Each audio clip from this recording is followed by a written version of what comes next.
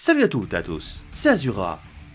Aujourd'hui pour ce nouvel épisode de Mini Comics, on va parler d'un comics qui mélange plusieurs choses, comme des fantômes, des cadavres, des zombies, de la violence sur des animaux, et bien sûr la petite touche finale, un mercenaire un peu trop taré.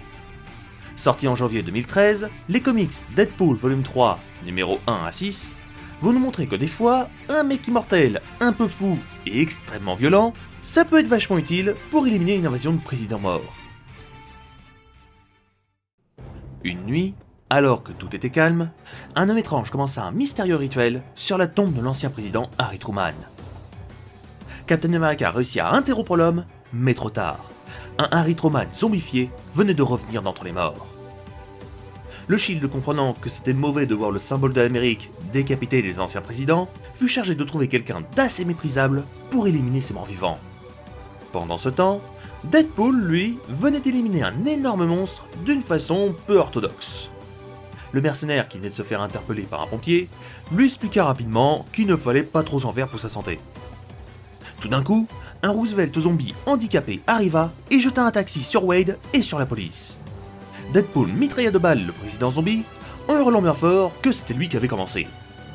Le Roosevelt zombie se redressa et fonça sur Wade, l'emportant avec lui dans le métro.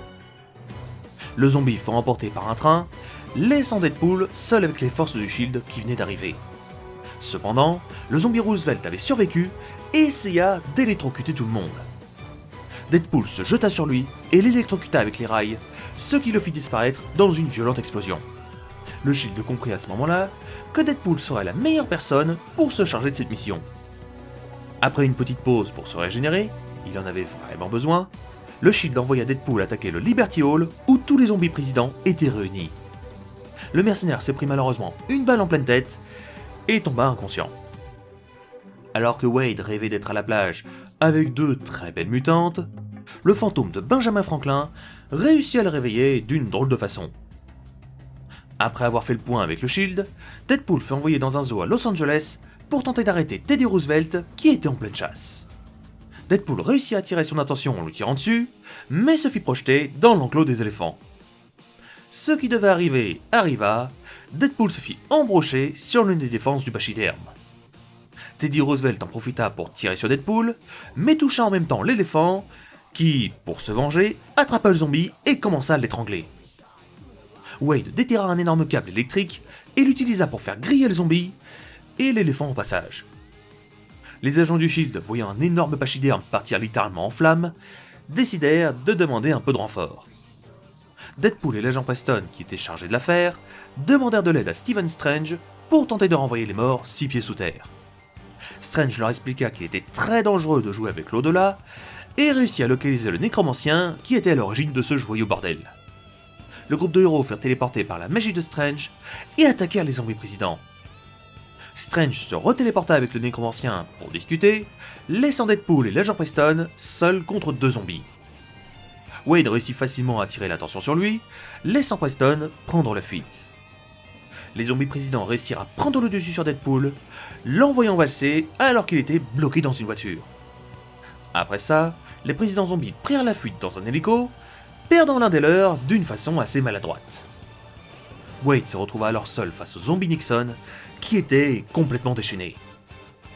Dans leur affrontement, Strange donna à Deadpool une lame possédant un enchantement contre les morts vivants, qui se précipita pour l'utiliser sur le zombie Nixon, qui disparut dans un grand flash lumineux.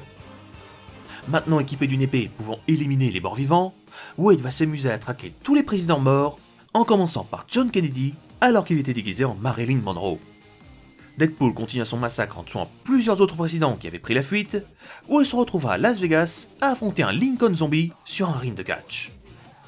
Le mercenaire réussit à le décapiter, mais un William Howard Taft attrapa sa tête et partit dans une baignoire volante. Cette phrase était vraiment étrange. Après ça, Deadpool se chargea d'éliminer le Ronald Reagan zombie, qui était parti dans l'espace dans le but de lancer une frappe nucléaire sur toute la planète. Alors que Wade et Preston discutaient de la marche à suivre pour éliminer les derniers zombies présidents, ils se firent attaquer par les fameux zombies présidents. Durant l'attaque, Preston trouva la mort et Wade se fit trancher la tête et s'évanouit. Quand Wade se releva, le zombie George Washington avait créé une sphère magique et commençait à créer un sacré bordel. Deadpool fut subitement attaqué par le zombie Taft, qui était toujours dans sa baignoire volante. Alors que Wade était plutôt mal barré, un agent du Shield pulvérisa la tête du zombie avec un puissant rayon. Wade, débarrassé de l'autre zombie, fonça vers la barrière magique et la traversa et tomba raide mort.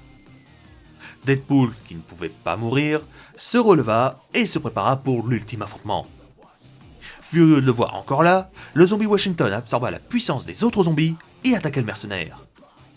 Durant leur combat, Wade réussit à récupérer la lame ensorcelée et l'utilisa pour détruire le livre magique, puis trancha les mains et les pieds du zombie, qui se retrouva sans défense.